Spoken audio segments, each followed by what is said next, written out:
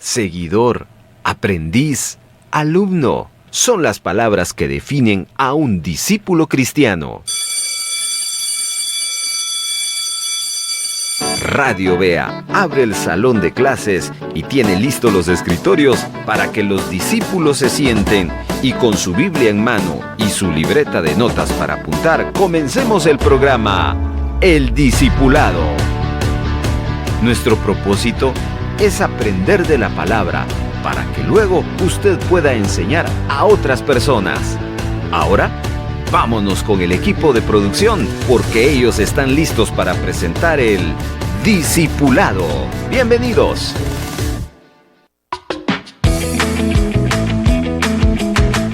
Qué gusto nos da poderles saludar en otra semana más de El Discipulado. Quiero empezar leyendo, pedir que me lea acá, en este caso, una de nuestras compañeras que nos acompaña, una escritura que está en Hebreos. ¿Dónde, Evelyn? Hebreos capítulo 4, versículo 12. Dice: porque la palabra de Dios es viva y eficaz. Paremos ahí. Esa es una frase que quiero hoy aprovechar, traerla acá, porque está claro allí que lo que me da vida y lo que me hace eficaz es la palabra de Dios. Eso es algo, si usted necesita vida, si usted necesita eficacia, necesitamos acercarnos más a la palabra. Y uno de los valores de Radio Bea es la palabra de Dios. Claro está, también está la oración y también está la música. La música es un elemento que también nosotros valoramos, pero por sobre la música está la palabra de Dios, porque la música cristiana no hace lo que la palabra de Dios hace, aunque la música nos regala algunas ideas, algunas frases, pero la palabra netamente no se puede comparar una cosa con otra. Digo esto porque lo que vamos a continuación a desarrollar con Evelyn Díaz y Esther Torres, que ya les van a saludar, es a estudiar un momento en la palabra del Señor. De esto se trata el discipulado. Así que acompáñenos usted, querido hermano, si quiere una vida llena de vida, una vida llena de eficacia, acerquémonos a la palabra. Y hoy vamos a aprender una nueva lección sobre la serie número 2 o la temporada número 2 de la serie Las Bienaventuranzas de la Biblia. Así que después de este pequeño corte saludarán mis compañeras y nos adentramos al estudio de hoy. Un simpatizante del Evangelio carga su Biblia pero no la usa. En cambio, un discípulo la lleva en su corazón y la practica. Está escuchando El Discipulado. Qué gusto que esté con nosotros en esta tarde de viernes. Bienvenidos. Muy buena tarde, hermanos. Que el Señor les bendiga grandemente. Y hoy estamos con un corazón dispuesto a aprender. Prepare su Biblia, su lápiz y papel alerta y su oído presto a escuchar lo que aprenderemos el día de hoy. Hablando de aprender, esta semana aprendí algo bien esencial para los que estudiamos la palabra del Señor: los tiempos gramaticales. Los tiempos gramaticales en nuestro lenguaje castellano, español, tienen una dinámica que también la tiene, por ejemplo, el hebreo y el griego, pero es muy distinta, ¿ya? Obviamente porque son idiomas totalmente opuestos, ¿no?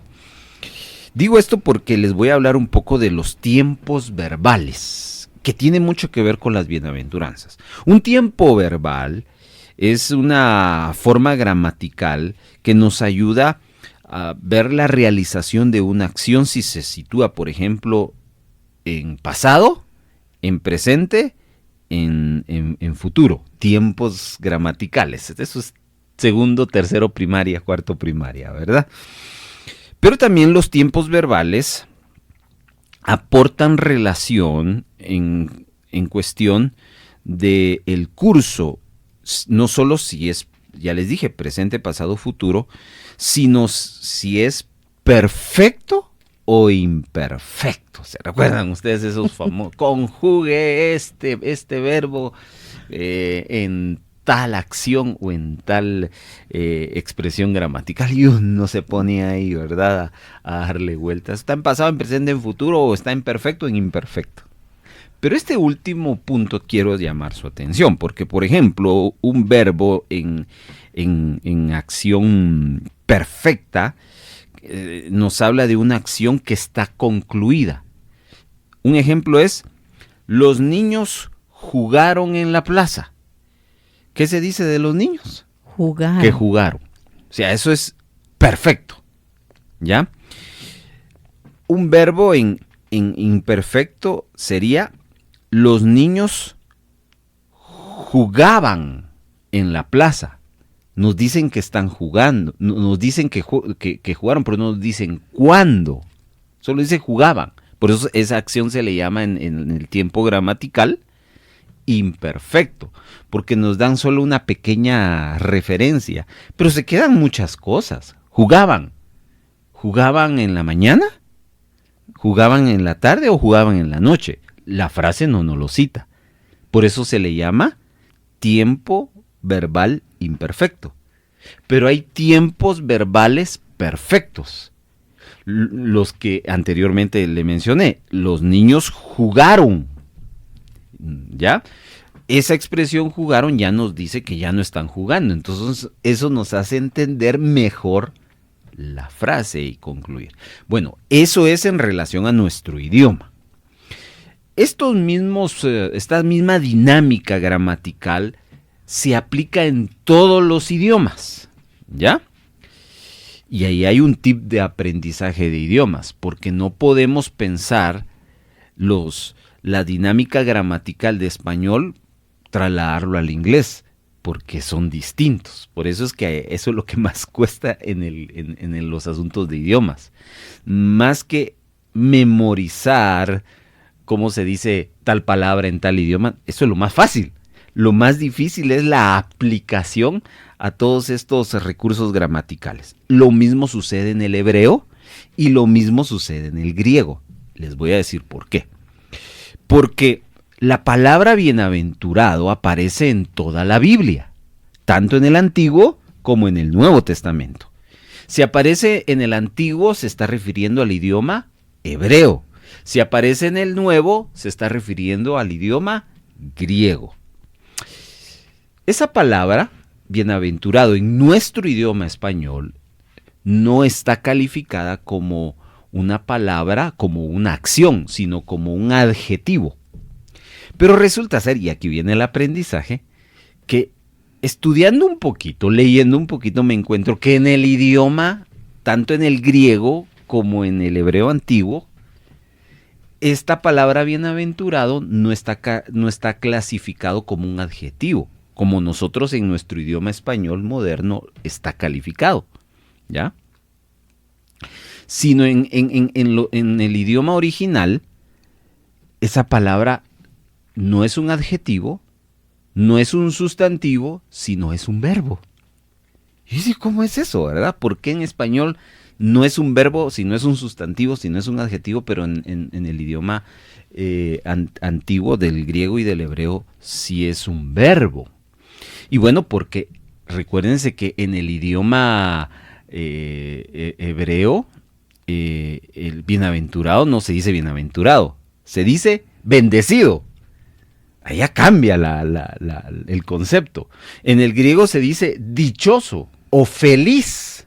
Ahí ya cambia el concepto, ¿ya? Entonces, lo que quiero decirles también es que si en el idioma hebreo y griego esa palabra bienaventurado es un verbo, la pregunta es, ¿en qué categoría está?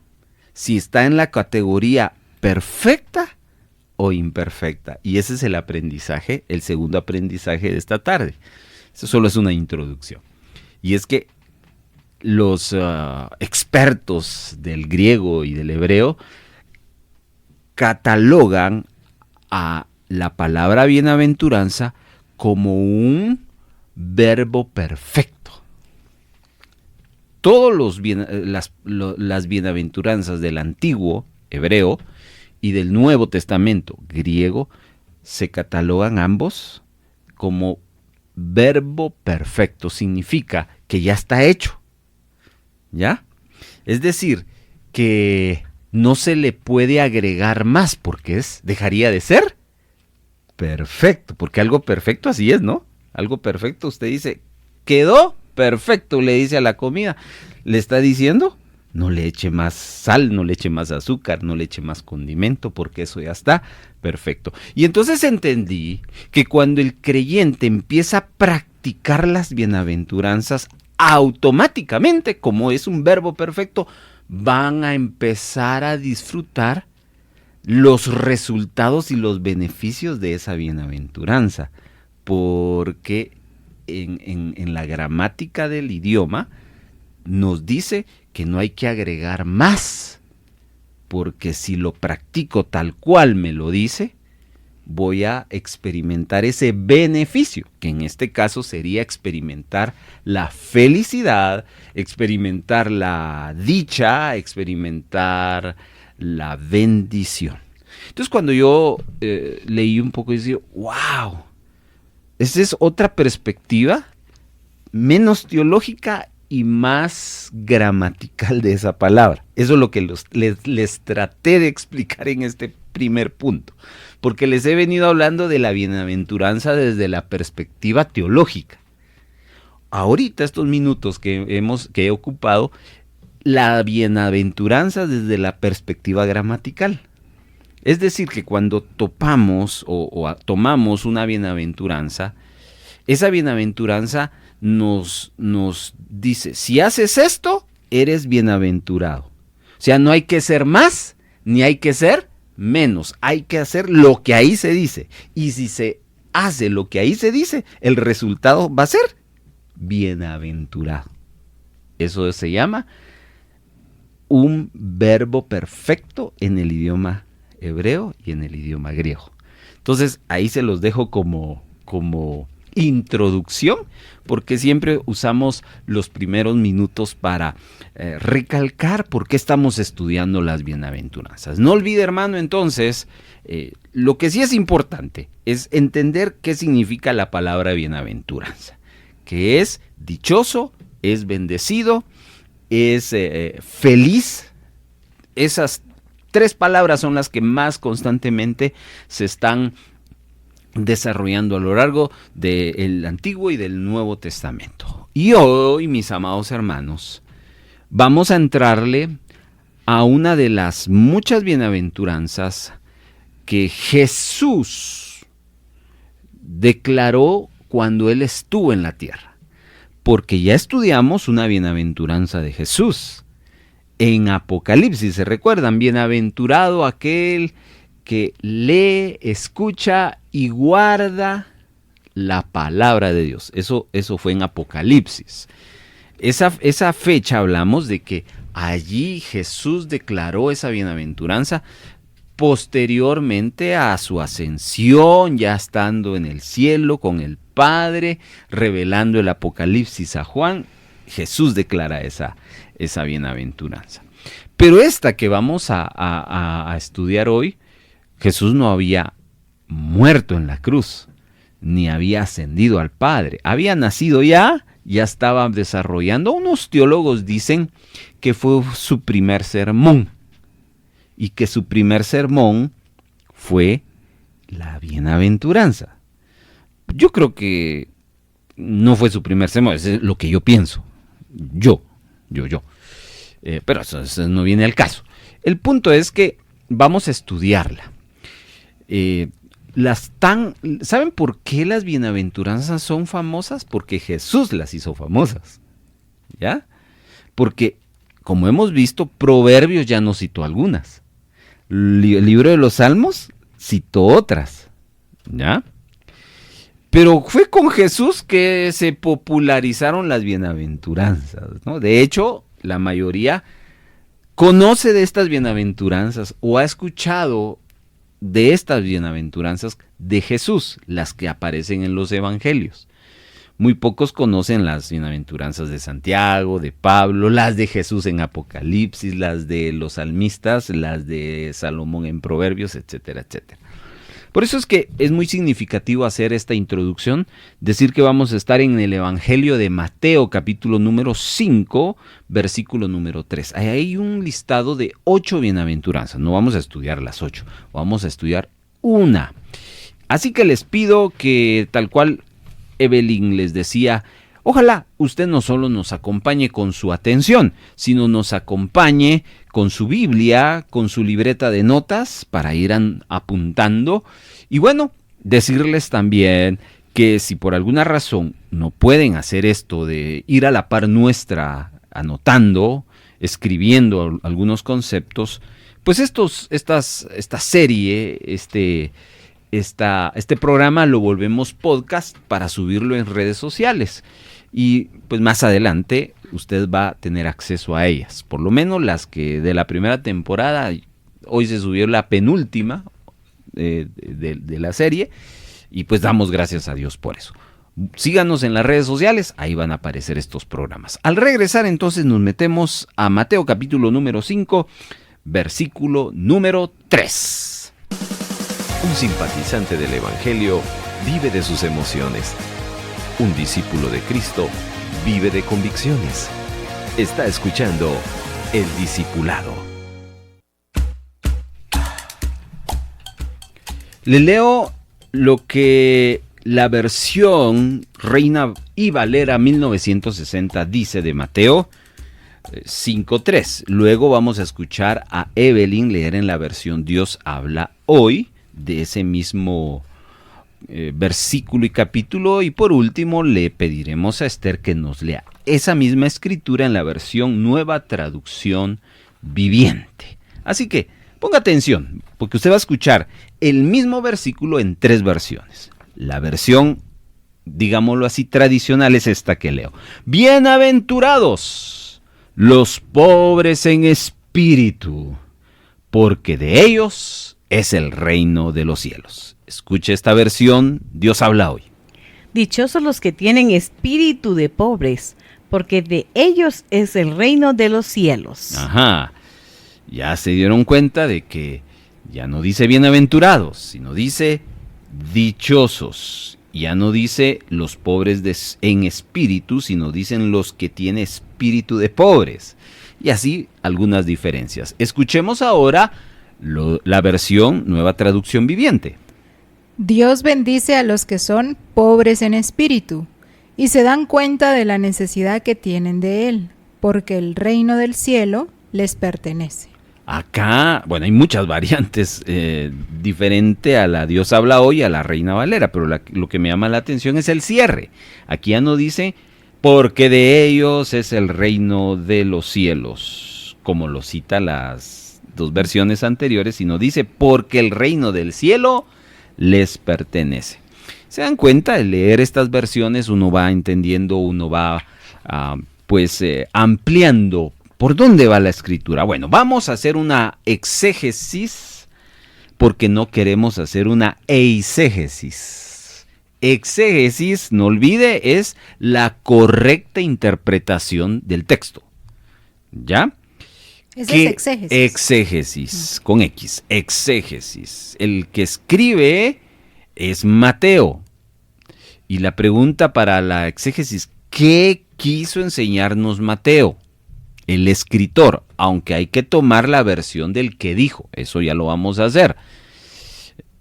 Lo incorrecto, y es lo que se llama eisegesis, eisegesis, es hacer una pronta y muy lejana interpretación, así muy superficial, y eso pues lo que nos provoca es desviarnos, decir algo que no quiso decir Mateo.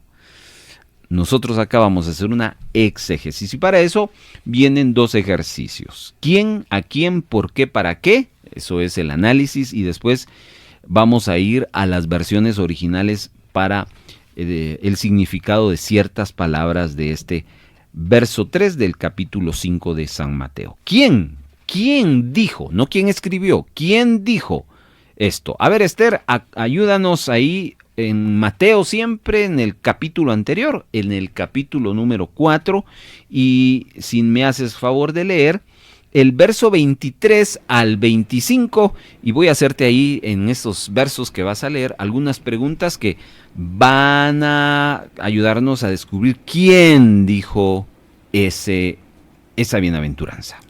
Y recorrió Jesús toda Galilea, enseñando en las sinagogas de ellos, y predicando el evangelio del reino, y sanando toda enfermedad y toda dolencia en el pueblo. Y se difundió su fama por toda Siria, y le trajeron todos los que tenían dolencias, los afligidos por diversas enfermedades y tormentos, los endemoniados, lunáticos y paralíticos, y los sanó.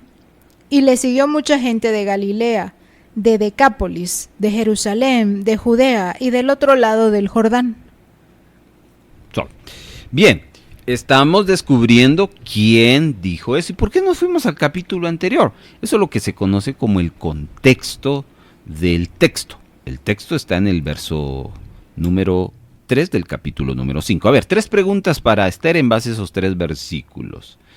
¿Quién recorría toda Galilea? Jesús. ¿Quién se estaba volviendo famoso? Jesús.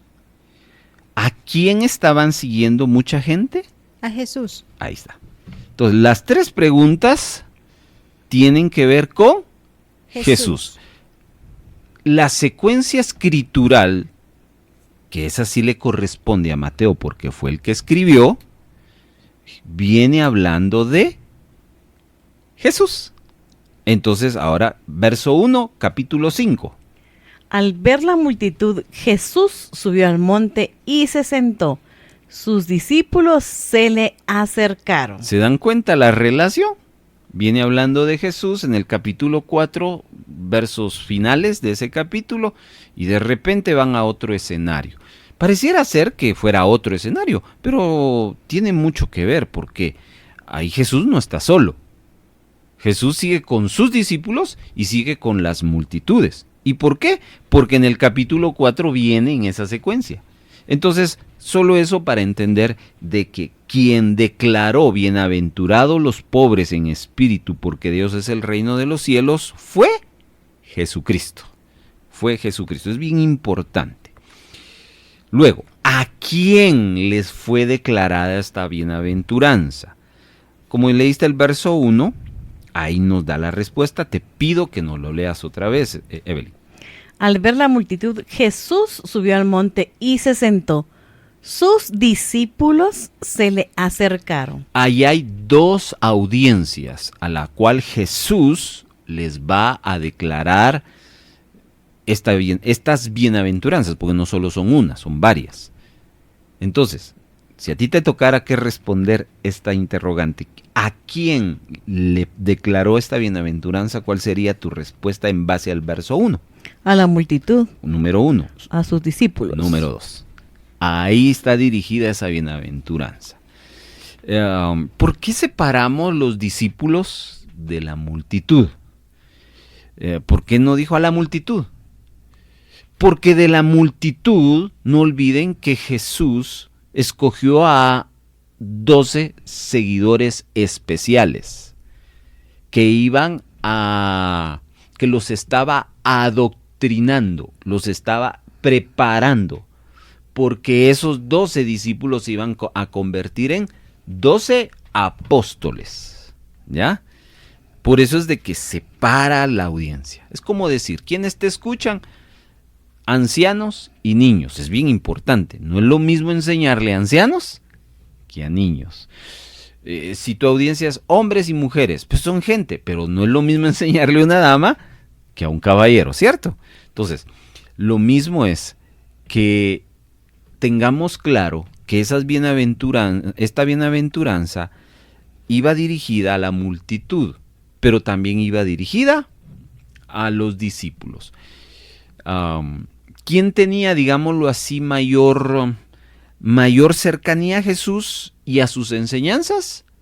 Los discípulos, por obvias razones. Tal vez ellos iban 2 pasos adelante en la comprensión de la enseñanza de Jesús.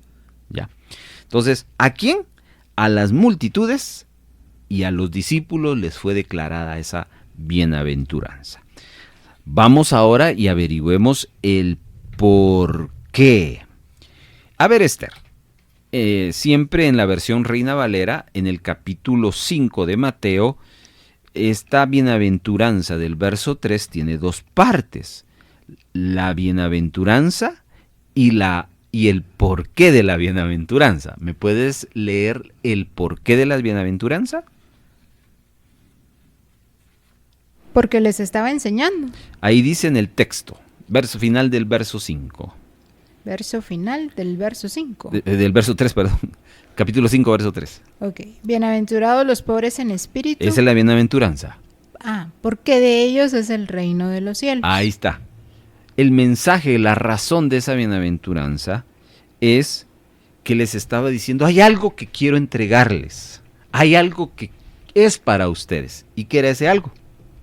El reino de los cielos.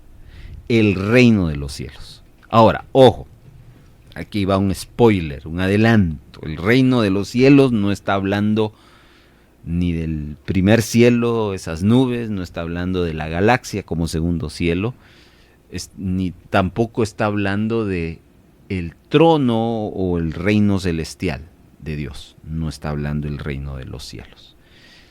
Jesús les va a hablar, eso lo voy a ampliar más adelante, de la forma como se vive para el reino de los cielos. Por ejemplo, ustedes se van, nosotros nos vamos, nos regalan un viaje a Inglaterra.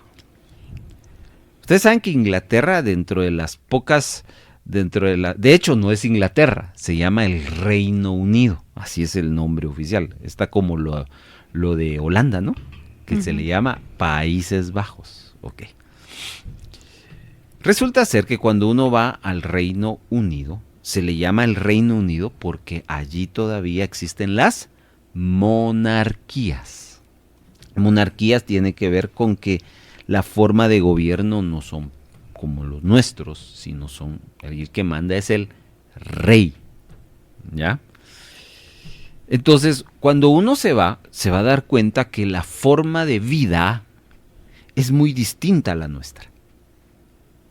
Y la primera razón es porque, políticamente hablando, se dirige el país de otra manera. Porque allá no hay presidente, sino hay rey. ¿Me explico? No hay elecciones. No hay elecciones. Hay imposición. Buen punto, no hay elecciones. Ahí se muere el rey, el que hereda es el hijo, ¿no?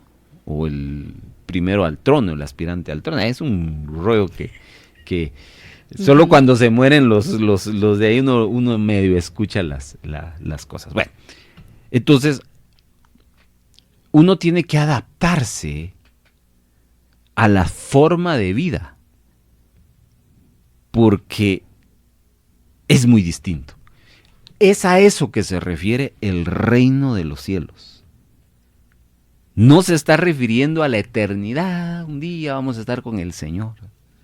No, se está refiriendo a toda la serie de valores, principios, mandatos que uno debería saber para empezar a vivir de acuerdo a esa manera. A eso se está refiriendo el reino de los cielos. ¿Ya? Esto lo voy a ampliar más adelante, pero solo es para el deseo de Jesús al compartir esta bienaventuranza, es que no solo las multitudes, también sus discípulos, no solo los discípulos, también las multitudes, comprendan el estilo de vida de cómo se vive en el reino de Dios. Pero no en un futuro, también en un presente. Entonces, por eso es que se lanza esta bienaventuranza y las que siguen también. Ahora, ¿para qué se les está diciendo esto? Entonces aquí, Evelyn, me haces favor de leer Mateo 4. Vámonos para atrás otra vez, porque ahí vamos a descubrir el para qué es esta bienaventuranza. Verso 23, ¿qué dice? Verso 23, ¿en Dios habla hoy? en la versión Reina y Valera. Ahí es la que vamos a estar utilizando de aquí en adelante para desarrollar nuestro discipulado. 4:23 Así dice, es. y recorrió Jesús toda Galilea, enseñando en las sinagogas de ellos y predicando el evangelio del reino. Y Ahí está. ¿Ahí? Sí, sí. ¿Qué hacía Jesús? Que estaba ahí, camina y camina, yendo a visitar varios lugares. enseñando y predicando. Enseñando y predicando. ¿Y cuál era el tema? La prosperidad. No. La alabanza. No. El bautismo. No, ¿Cuál era su tema? el evangelio del reino. El evangelio. Evangelio, entiéndase, las buenas noticias de el reino. ¿Ya? El tema principal de la enseñanza de Cristo no era la prosperidad, era el reino. El reino. Y para eso es que el Señor, Jesús le lanza esa bienaventuranza para enseñarles la realidad del reino. ¿Cómo? Ustedes se han preguntado cómo se vivirá en Japón. ¿Qué será vivir en Japón? En el próximo viaje le contaré. Ah, sí. O en Australia. ¿Ya? Todos nos hemos preguntado, ¿cómo será vivir con cierta familia? Porque uno se imagina. Bueno, la única forma de descubrirlo o es que te cuenten o es yéndote a vivir ahí. ¿Ya? Entonces Jesús les está diciendo, esto es para ustedes, esto ha sido preparado. Y no solo se lo decía, se lo enseñaba, o sea, se tomaba el tiempo de detallarles la realidad de lo que era vivir en su reino. Entonces ahí está las 4 primeras, primer ejercicio de la exégesis del reino, de la bienaventuranza que estamos analizando de Mateo 5:3. ¿Quién? Jesús. ¿A quién? Las multitudes y a los discípulos. ¿El por qué? Porque les estaba diciendo, esto es para ustedes. No es solo para que lo escuchen, sino para que lo vivan. ¿Para qué? Porque Jesús le interesaba que esas personas, ¿qué personas? Las multitudes y los discípulos aprendieran de la realidad del reino. Vamos a ir un pequeño corte y al retornar vamos a seguir con la exégesis, porque nos hacen falta palabras claves en el original. Un simpatizante del Evangelio responde al llamado, tal vez, otro día. Un discípulo de Cristo responde al llamado, heme aquí, envíame a mí. Sigamos escuchando El Discipulado.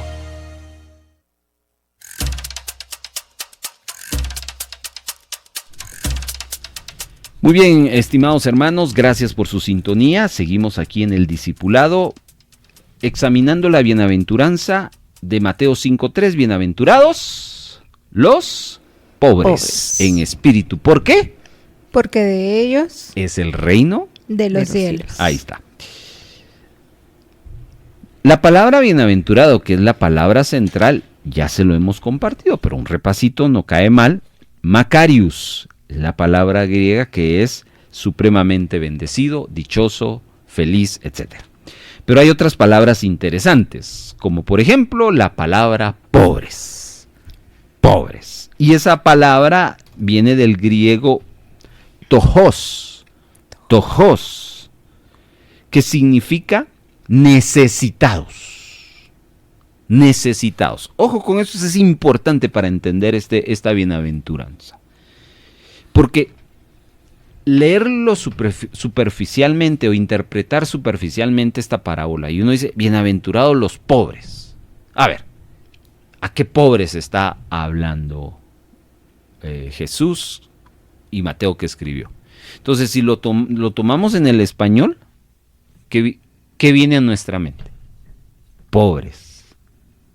Son aquellos que viven allá debajo de un puente. ¿Cierto? ¿Ya? Son los que viven en las calles, que no tienen ni casa, que duermen en cartones, ¿ya? Esos son pobres. Los que se paran en las esquinas, en los semáforos y le piden dinero. Es más, hasta nosotros mismos, cuando vemos esos cuadros, ¿qué decimos? Pobres. Pobres, dice uno. ¿Cierto, sí o no? ¿O Sí. solo a mí me pasa eso? No. A todos, pobres. Lo primero que pensamos es el que no tiene dinero. Pero Jesús no está pensando en eso. Y la Biblia no está diciendo eso. La Biblia está diciendo que no se está refiriendo a la pobreza que nosotros pensamos que es falta de recursos o cero recursos, sino se está refiriendo a ser necesitados. Y ahí cambia el panorama. Ser un necesitado. Por ejemplo, si yo ahorita dijera, vamos a recibir preguntas de los oyentes. ¿Qué opinión tienen ustedes de esta bienaventuranza? Llámennos. Necesitamos que nos llamen. Entonces yo me convierto, según Mateo, en un pobre. Porque soy un necesitado. ¿Necesitado de qué? De que me llamen. Mientras no me llaman, yo soy un necesitado. Sigo siendo un necesitado. ¿Me explico? ¿Ya? Esa es la correcta interpretación de esta palabra pobre. No está hablando del que no tiene recursos. Está hablando que tiene una necesidad. Si yo le preguntara a ustedes, ¿ustedes tienen alguna necesidad en cualquier área en su vida? ¿Cuál Sí. sería? ¿Crecimiento espiritual? ¿Tienes alguna necesidad en tu vida? Sí. Entonces, sin que me digan, yo también soy un necesitado. Entonces ya entro a la categoría de pobre, Necesitado. porque soy un necesitado. ¿Entienden? Ujú. Esa es la correcta interpretación de esta palabra, pobre, en esta bienaventuranza. Felices los necesitados, dichosos, bendecidos son los que están necesitados. Eso es un concepto totalmente distinto al humanismo, ¿no? Porque el humanista te dice, tú estás bien si no necesitas. Ujú. Pero en el concepto del reino, el que tiene necesidad es feliz. Interesante. ¿Ya? Estamos hablando de conceptos del reino. Sigamos, porque vamos a ir entendiendo más la bienaventuranza con las siguientes palabras. Ya vimos entonces pobres, tojos, necesitados. Por cierto, ¿qué hace un necesitado? Ahora trasladémonos a nuestro humanismo. ¿Qué hace? Pide. Pide. No olviden ese detalle. ¿Ya? ¿Alguna vez ustedes, yo me recuerdo que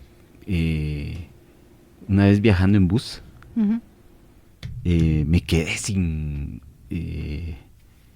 monedas. Sin monedas. Y aquí era solo una moneda. no, era tenía que tomar una decisión. O me iba a pie o pedía una moneda. Y se fue a pie. Solo para darse cuenta de humanamente cómo actuamos. ¿Ya? Y de eso vamos a estar hablando de esta situación. Sigamos. La siguiente palabra es la palabra espíritu. Bienaventurados los pobres en espíritu. A ver, Esther, quiero que me ayudes ahí. Observa bien en la versión Reina y Valera, el verso 3 del capítulo 5, la palabra espíritu. Quiero que me describas textualmente si esa palabra aparece con E mayúscula o con E minúscula. Aparece con E minúscula. Ojo, porque cuando en la Biblia, en el texto, aparece la palabra espíritu con E mayúscula, se está refiriendo al Espíritu Santo. Cuando aparece textualmente la palabra con E minúscula, no se está refiriendo al Espíritu Santo, se está refiriendo al espíritu del hombre. ¿Ya? Tenemos que hacer la diferencia. Esa palabra no está hablando del Espíritu Santo. Esa palabra está hablando del Espíritu. Y quizás la versión original nos va a ayudar a entender. La palabra espíritu, con E minúscula, es una palabra griega, neuma, que significa ser espiritual o interior. Hermanos amados, Pablo lo amplía más en un texto cuando dice que el Señor te santifique por completo, y menciona 3 partes: espíritu, alma y cuerpo. Pablo está diciendo que la santificación no solo tiene que ir a tu espíritu, también tiene que ir a tu alma y tiene que ir a tu cuerpo. Y por eso habla de te santifique por completo. ¿Ya? Entonces, Pablo nos da la realidad de que una persona se compone de 3 áreas: el cuerpo, el alma y el espíritu. El cuerpo es esta fachada que usted tiene y que se ve en el espejo. Algunos delgados, otros anchitos, unos bajitos y otros grandotes, unos blanquitos, otros negritos. Bueno, esa es la fachada, cuerpo. El alma ¿el alma se puede ver? No. No, solo que usted se llame Alma. ¿Ya? Si usted se llama hermana Alma o doña Alma, sí la puedo ver, pero no es un nombre. Aquí es una parte, un área. ¿Me explico? El alma no se puede ver porque el alma está interiormente. Qué increíbles. ¿Ya? Algunos dicen que está en el estómago. Algunos. Yo no estoy diciendo eso. ¿Por qué? Otras formas de interpretación. ¿Ya? Otros dicen que es el corazón. Ahí está. Otros dicen que es el cerebro, la mente. Bueno. El punto es de que es un área interna, adentro. Si está adentro, ¿será que se puede ver en una radiografía? No, porque la radiografía solo proyecta lo del cuerpo, hermanos. El alma. Y en el alma, y dentro de uno está la tercera parte, que es el espíritu, que es ese neuma, el ser espiritual. ¿Se recuerdan ustedes que en la creación, en Génesis dijo que fuimos creados a imagen y semejanza de Dios? ¿Y cómo es Dios? No se puede ver. ¿Por qué? Porque está en el cielo, está dentro de nosotros. Jesús lo dijo cuando él mencionó cómo debiera de ser la adoración. Juan 4 dijo, porque Dios es espíritu. ¿Ya? O sea, Dios es un ser espiritual. No tiene cuerpo. Entonces, lo espiritual tampoco se ve. El punto es que cuando aquí se está refiriendo a necesidad, no se está refiriendo a la necesidad externa, sino se está refiriendo a la necesidad interior. A ver, si yo tengo hambre, ¿cómo satisfago esa necesidad? Comiendo. Ok. Si yo tengo sueño, ¿cómo satisfago esa necesidad? Durmiendo. Pero si yo tengo rencor, ¿cómo satisfago esa necesidad? Ahí no se puede. Bien. Bueno, sí se puede, pues, pero... obviamente tiene que a uno acercarse a Dios y pedirle al Señor que libere su corazón y quite toda esa raíz de Pero amargura. yo no puedo ir a la farmacia. Me da una pastilla para quitarme Antirrencor. antirrencor. 500 miligramos. No se puede. No hay jarabe. No hay vacuna. No, porque eso no tiene que ver con el cuerpo. Eso tiene que ver con lo interior. Entonces, esta necesidad que está hablando del Señor, que es pobreza es necesidad, y después nos dice pobre de espíritu, este tojos neuma, este necesitado interior, esa necesidad interior, a eso se está refiriendo.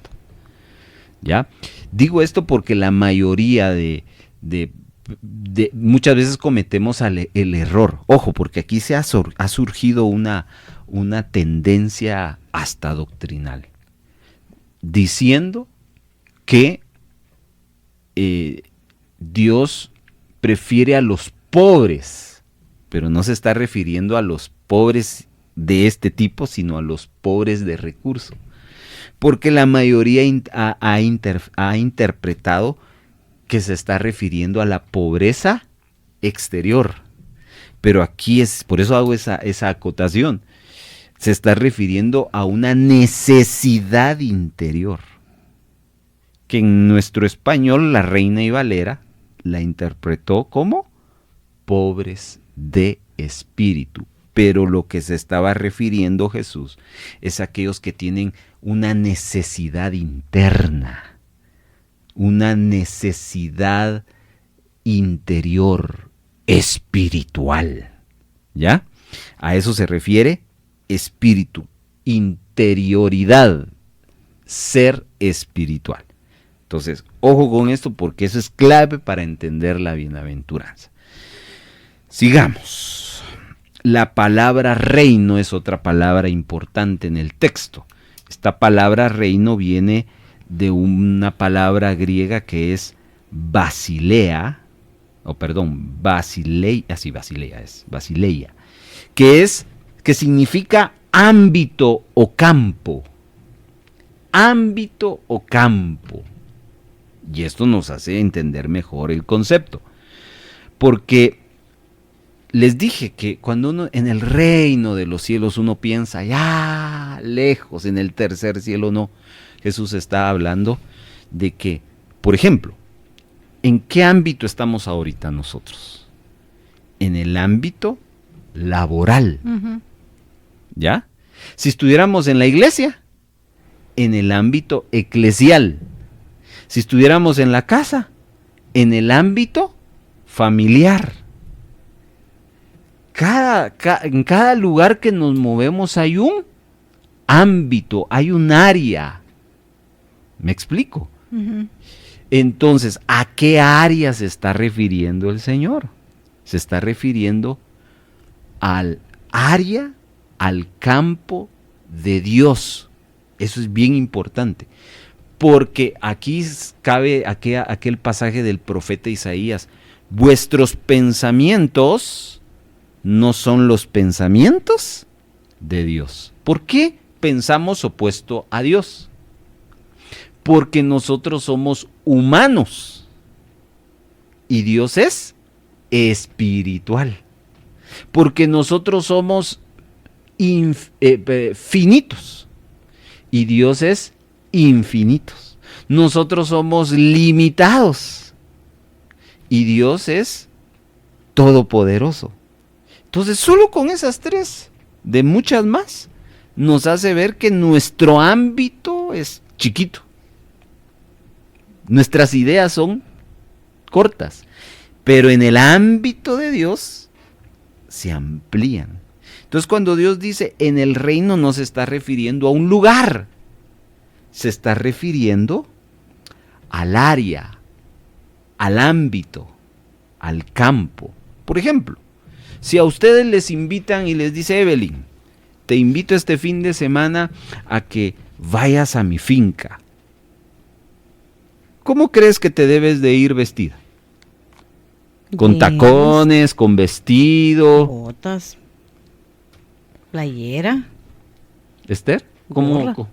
¿cómo te irías si te invitan a una finca donde hay vacas, caballos, donde hay mucha vegetación?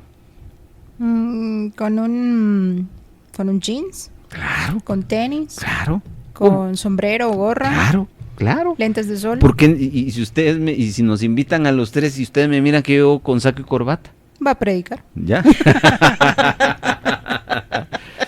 Ustedes me dirían, no, hermano, ¿por qué se vino así? Usted va al monte, usted va a donde hay vegetación, no va a una iglesia. Ujú. O sea, usted está confundido de área, de campo. ¿Cierto, sí o no? Sí. Vaya. Pues eso es lo que nos está queriendo decir esta palabra. Cuando se está refiriendo a la palabra reino, se está refiriendo no a un lugar en específico, sino se está refiriendo a una serie de condiciones, de actitudes que se dan en un ámbito, en un área, en un campo. Y para cerrar esta exégesis, después ya ir a una serie de conclusiones, la última palabra que vamos a analizar, ya hemos analizado pobres, espíritu, reino. Una cuarta, bueno, también bienaventurados, ¿verdad?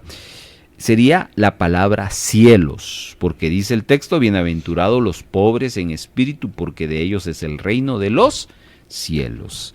Esa palabra cielos viene una palabra griega que es ouranos, que significa eternidad, pero no se está refiriendo a la eternidad del lugar, vuelvo a repetir, sino se está refiriendo a una duración. ¿Me explico? Significa que cuando habla de felicidad, no es que un día vas a ser feliz, sino que vas a ser feliz siempre. Uranos, una duración por siempre.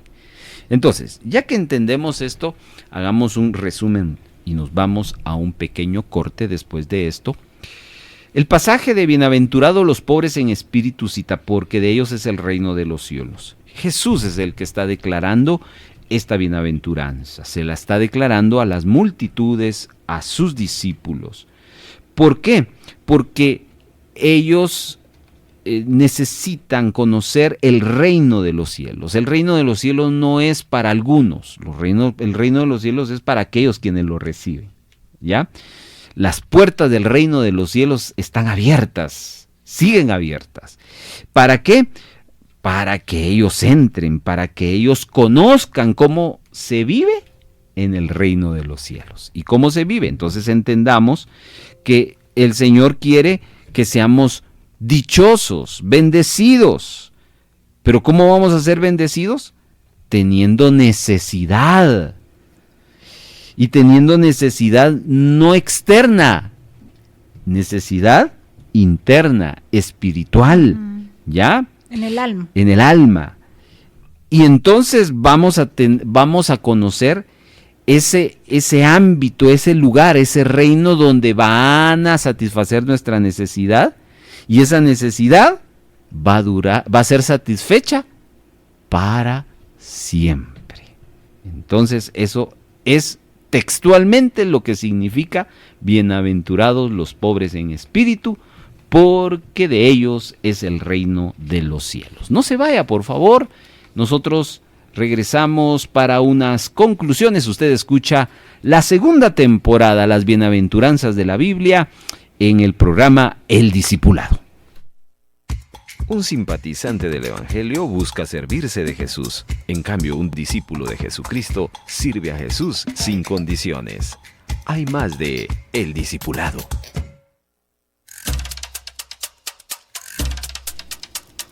Gracias por participar, por escuchar y por compartir también con nosotros estos programas. A ver cómo les ha parecido, estimadas hermanas Evelyn y Esther,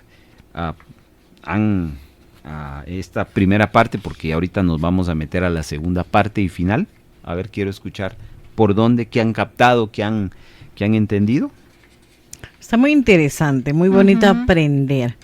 No se trata solo de el hambre material al cual uno se refiere, al cual uno piensa, que dicen, ay, pobrecito, necesita. Pero nosotros necesitamos más que nuestro espíritu crezca. Sí, totalmente. Es como lo estamos platicando, ¿verdad? No es un pobrecito de que porque no tiene, sino que es un pobrecito en el alma. Ok. ¿Tienen ustedes ahí el argumento correcto de lo que Jesús quiso entonces mostrarnos en esta bienaventuranza? Hay algunas cosas que lo he tomado como conclusiones y espero con la ayuda del Señor en estos últimos minutos explicárselas.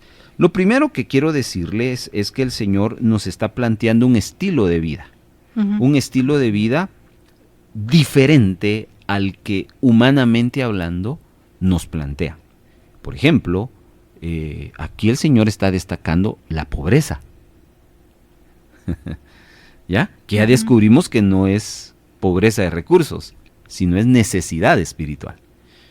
Pero si eso lo predicamos o lo enseñamos en el ámbito social, en el ámbito humano, ¿qué dirían de mí si yo estuviera diciendo, necesitamos ser pobres? Eso es una, humanamente hablando, nadie quiere ser pobre, ¿cierto? ¿Ya? Nadie quiere ser pobre. De hecho, que estamos en la época electoral, ¿qué es lo primero que le ofrecen a la gente para que voten?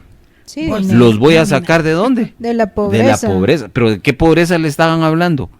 No del interior, de la pobreza de recursos. Entonces vemos acá que la manera de vivir de parte de Jesucristo es tan opuesta a la humana, ¿no? ¿Ya? Pero también con esa bienaventuranza, el Señor está prometiendo que aquellos que practican, que viven en ese estilo de vida, tienen garantizado una vida diferente. Eso es lo que quiero que ustedes entiendan. Entonces, lo acá destaco lo siguiente. Ese estilo de vida que nos da felicidad, bendición, dicha, es un estilo de vida que no viene de afuera para adentro, sino que viene de adentro para afuera. ¿Ya? Y esto quiero destacarlo, hermanos, porque el Señor no quiere tu dinero. El Señor no quiere tus recursos. El Señor quiere tu corazón. ¿Ya? Lo primero que el Señor viene a conquistar es el interior de la persona. ¿Ya? Perdón, encontré algo que dice, ¿qué significa ser pobre en la Biblia? Dice, es quien está desprovisto de toda virtud y reconoce su pobreza ante el Señor. Se refiere a la profunda humildad de reconocer la absoluta bancarrota espiritual de sí mismo cuando estamos apartados de Dios. Ok, por ahí vamos a llegar, ahí apartame este comentario que creo que es bien importante. Pero noten, una de las conclusiones que debemos de sacar es que el Señor le está dando prioridad a lo de adentro. Cosa que en este tiempo hay que tener mucho cuidado, por eso la tal afamada doctrina de la prosperidad tiene ese error, que se le da prioridad y se le da una exageración a lo exterior. Jesús no predicó eso, hermanos. Jesús no enseñó eso. Jesús dijo, los que son necesitados interiormente, a ellos yo les voy a llenar y a satisfacer sus necesidades a través de esta bienaventuranza. Y esto es algo que es bien importante entenderlo, porque muchos están siendo atrapados en este tiempo por esas doctrinas equivocadas que le dan énfasis a su necesidad exterior. Hermano, entonces, ¿qué va a pasar con mis necesidades materiales? Pues el Señor las va a suplir. Hay una promesa. Dios suplirá mis, ¿qué dice? Necesidades, conforme a sus riquezas en gloria. Ahí está la promesa. El Señor no es que quiera desvincularse de lo que necesitemos, pero su mayor necesidad no es que su cuenta esté a cero. Su mayor necesidad no es que usted tenga un empleo. Su mayor necesidad no es su salud física. Su mayor necesidad, nuestra mayor necesidad es la salvación de nuestra alma. Nuestra mayor necesidad es el perdón de nuestros pecados. Si el que no entiende eso, podrá ser rico, podrá ser millonario, podrá tener la mejor salud, pero ¿a dónde va después de su muerte? A la condenación eterna. Entonces, a eso se está refiriendo esta bienaventuranza. Vivamos de adentro para afuera. De nada le va a servir a usted tener toda su salud al 100%. Su cuenta topada, con muchos recursos, viviendo cómodamente, si su interior no tiene paz, no tiene gozo, no tiene bienestar. Entonces, esa es una de las conclusiones. De adentro para afuera, no de afuera para adentro, como hoy estamos escuchando que se enseña demasiado. Luego, otra conclusión, el Señor nos plantea cómo se puede entrar en ese estilo de vida, al cual ya le han denominado el reino de los cielos.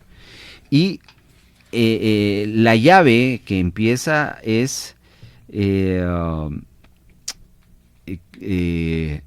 hablándonos de la necesidad que debemos de tener. Y eso es tan elemental, estimados hermanos. Por eso hablábamos mucho de que no es pobreza de recursos, sino es necesidad. Necesidad. Yo quiero hacerles una pregunta. Y es a todos, solo para que lo reflexionen en sus corazones. ¿Cuánta necesidad tiene usted de Dios? Y le voy a dar la respuesta. Yo necesito de Dios en la medida que le busco. Si usted le busca poco, es porque usted lo necesita poco. ¿Me explico? Si usted lo busca sin cesar, es porque así es su necesidad. ¿Ya? No es cuánto usted aspira a necesitarlo, es cuánto usted lo necesita hoy. Hoy. Esa es la forma de poder disfrutar de las bendiciones del reino. Necesitarlo. Y quiero decirle una cosa, tristemente hay mucha gente que ya no tiene necesidad de Dios.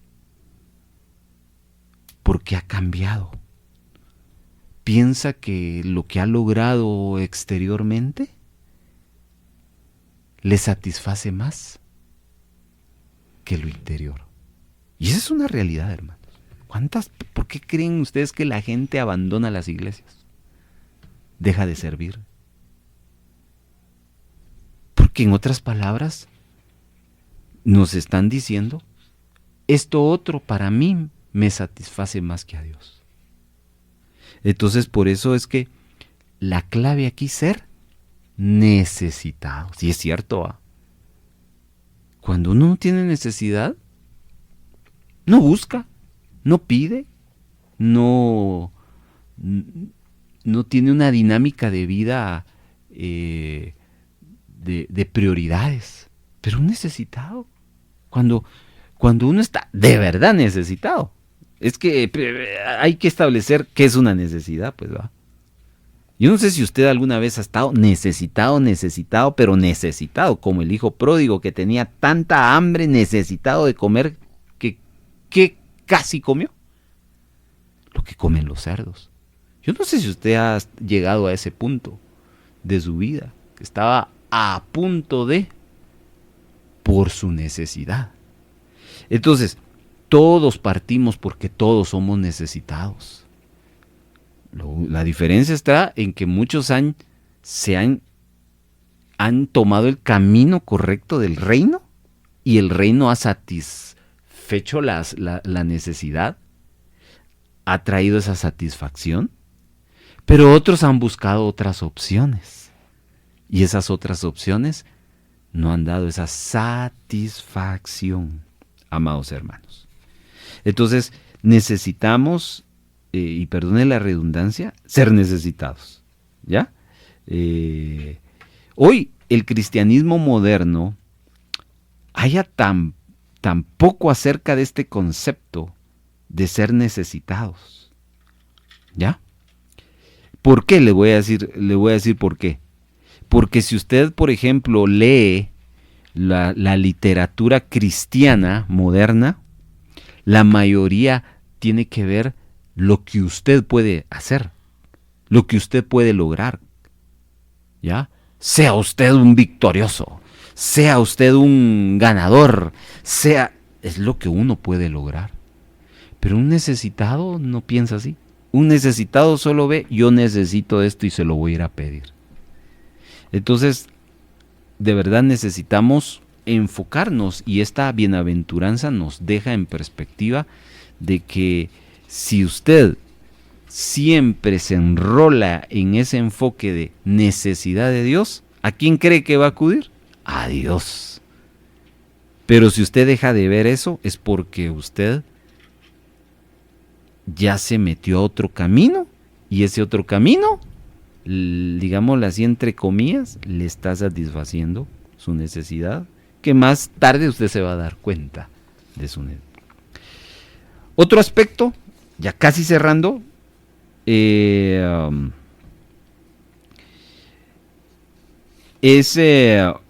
la clave de ser pobres en espíritu o necesitados interiormente. Y aquí sí les voy a pedir que me ayuden ustedes a algunos pasajes rapidísimo.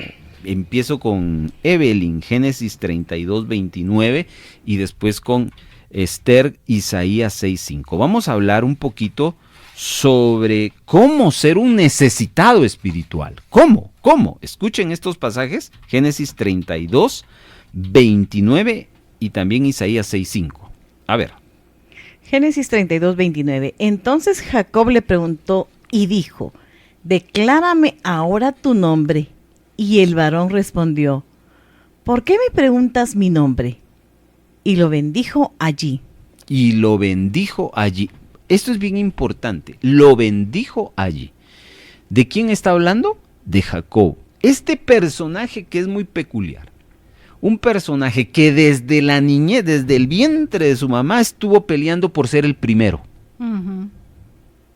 Y él fue autor de su propio destino, llamémoslo así. Quiso la bendición de su papá engañándolo. ¿Ya? Después armó todo un proyecto de vida donde no incluyó a Dios. Hasta que entendió que de esa manera no era la correcta. Y fue allí en este pasaje donde está con ese varón peleando, que recibe la genuina bienaventuranza, la bendición. Porque entendió que no era su capacidad, sino era recibir, ser necesitado de Dios. Ahora leamos Isaías 6:5 y después me preparas Jueces 6:15. Entonces dije: ay de mí, que soy muerto, porque siendo hombre inmundo de labios y habitando en medio de pueblo que tiene labios inmundos, han visto mis ojos al Rey, Jehová de los ejércitos. Esta es una declaración del profeta Isaías.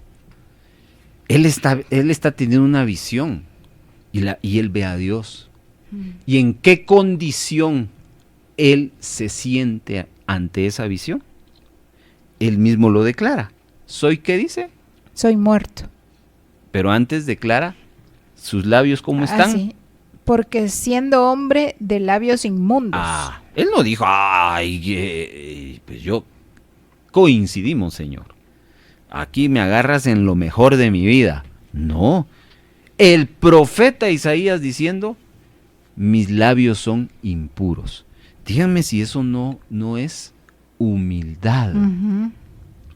Humildad es reconocer mi necesidad. Leamos Jueces 6:15 y por último 2 Samuel 7:18. Entonces le respondió: Señor mío, ¿con qué salvaré yo a Israel? He aquí que mi familia es pobre en Manasés, y yo el menor en la casa de mi padre. Esta es una declaración de Gedeón. Mucho se ha hablado de esta declaración. Algunos lo han tomado como aspecto negativo y dicen, este Gedeón tan pobre, ¿verdad? ¿Cómo se está viendo a sí mismo? Pero él es honesto. Él dice, yo no creo estar a la altura, y les da las razones. Está siendo humilde. Escuchen lo que este último pasaje que leerá Esther. Y entró el rey David y se puso delante de Jehová y dijo: Señor Jehová, ¿quién soy yo? ¿Y qué es mi casa para que tú me hayas traído hasta aquí? Miren qué declaración la de el rey David, el hombre que ya había derrotado a Goliat, el hombre que había traído ya el arca del pacto que había sido secuestrada por los filisteos, la toma de regreso a Jerusalén. Ese hombre allí se expresa como ¿quién soy yo? Todos estos ejemplos, y hay muchísimos más, nos habla de una actitud que es la actitud de cómo ser necesitado espiritual. Y es una palabra que a todos nos cuesta. Ser humildes. El humilde reconoce lo que tiene y lo que no tiene. El humilde aprende a decir, no puedo hacer esto, enséñame. Me cuesta hacer esto, ayúdame. Pero díganme si no, amados hermanos, eso es lo que más batallamos en nuestra vida. Muchas veces nosotros andamos protegiendo nuestra imagen. Es que ¿qué va a pensar la prensa? ¿Qué van a pensar los hermanos? Si me ven pasar al frente, si me ven, cuando dicen todos los necesitados, vengan, pasen, queremos orar por él. Uno prefiere quedarse atrás porque ir adelante es dar evidencia de que, hermanos, ya estamos rompiendo el principio de que Dios quiere que nosotros seamos necesitados. Y un necesitado no anda viendo si está fría o está caliente la comida. El que tiene hambre se lo come porque es necesitado. Así que, hermanos amados, esperamos que esta bienaventuranza, bienaventurados los pobres de espíritu, bienaventurados los que son necesitados en su interior, porque el reino de Dios les va a suplir todas esas necesidades que el dinero, que la familia, que las relaciones, que la sociedad no pueden satisfacer. Solo Jesucristo puede satisfacer la necesidad interior. Y cuando uno es humilde y reconoce esa necesidad, entonces uno busca a Dios, y cuando uno busca a Dios, es dichoso. Y no es una dicha que dura poquito, sino es una dicha que dura eternamente. Así que, hermanos, esto fue la bienaventuranza de hoy, y esperamos que usted nos acompañe la próxima semana en un nuevo discipulado. Y a ustedes, Esther y Evelyn, gracias por la ayuda que nos han dado. Esperamos que esto haya servido para su bienestar espiritual. Esta fue una presentación del equipo de producción de Radio Bea.